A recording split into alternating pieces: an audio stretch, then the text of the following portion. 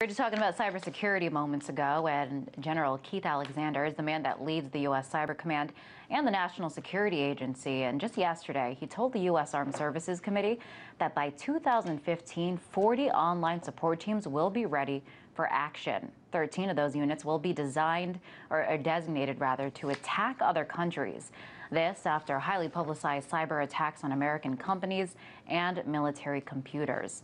To talk about all this, I'm joined now by Andrew Blake. He is our web producer here at RT. Hi, Andrew. Hey there, Liz. So 13 teams for offensive action. What kinds of action are we talking about? That's a really good question, because keep in mind, this is news coming from General Keith Alexander, the head of the NSA and the head of the US Cyber Command. The NSA is the same agency that won't even tell Americans if they're being spied on. They won't even admit how many Americans they're spying on. They're one of the most secret organizations within the United States government. So we're not actually hearing a lot about what they're doing. And on top of that layer of secrecy, what we know about the US cyber offense attacks goes back to an executive order, not the cybersecurity executive order, but a policy directive signed by Obama last year, Presidential Policy Directive number 20, actually.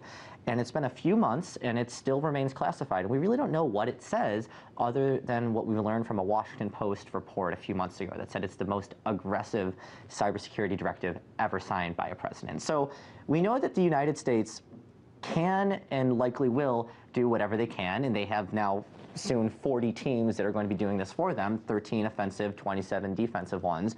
Are they going to be sending out viruses like Stuxnet and Flame, or are they going to be just taking kind of like preemptive strikes against adversaries that could be waging attacks on the U.S.? You mentioned this preemptive strikes because just what we can glean from the name 13 offensive actions, that means that it is not defensive. So the U.S. doesn't sound like they're gonna, planning on waiting around for something to happen and strike back. This is taking initiative. That sounds like U.S. starting this cyber war that they keep saying we're going to get hit with. We keep hearing that we're already in a cyber war and that the threat of a cyber war is more and more imminent. And depending on if you hear it from President Obama or someone from the House or the Senate or the NSA even, we're hearing all sorts of different information about how severe these threats are.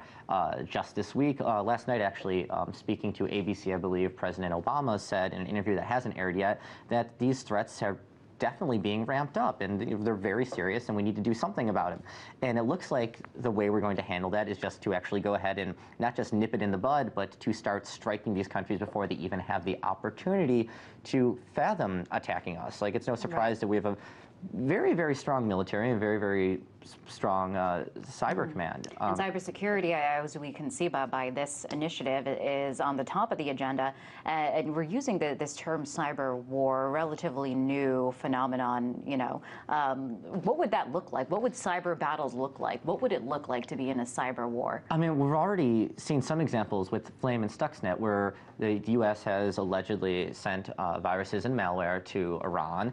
It's been intercepted inside of Iranian nuclear facilities, and those viruses have made those facilities go haywire. We've actually been able to shut down parts of like Iranian nuclear enrichment facilities with just a little line of computer code. We're seeing allegedly Chinese hackers coming after us and stealing billions of dollars every year in intellectual property. Iranian hackers are trying to ravage financial websites in the United States. There's all sorts of things that could happen. One example, like if you take off the power grid for one city, let's say you are able to take down the street lights of Manhattan. That havoc right there it can destroy everything. And from there, if you combine that sort of attack with any sort of biological warfare, any other, not just a cyber 9/11, but can you imagine if New York City was shut down, if you weren't able to go through the streets, if there was nothing but stop and go from, well, I guess it kind of already happens, but imagine if there were no traffic lights, no street lights, a blackout in New York City, and then on top of that, we had 9/11 happen again. So really, it's really destructive by itself if you use these cyber attacks to their full potential, at least the way you can kind of hyperbolize to how drastic it could possibly be. But when you combine them with other real-life, off the internet attacks, the end result could be truly devastating. Wow. Yeah. Sounds like pretty scary stuff. Now these teams are getting ready, or they won't be ready until 2015. I guess why 2 years? What are they doing in that time? That's a good question. And President Obama has been urging Congress since he entered office in 2009 to go ahead and do something. He just passed that executive order recently, which just sets up a framework so that the DHS and the private sector can share information, share threat information, so that the government and private businesses can actually work together.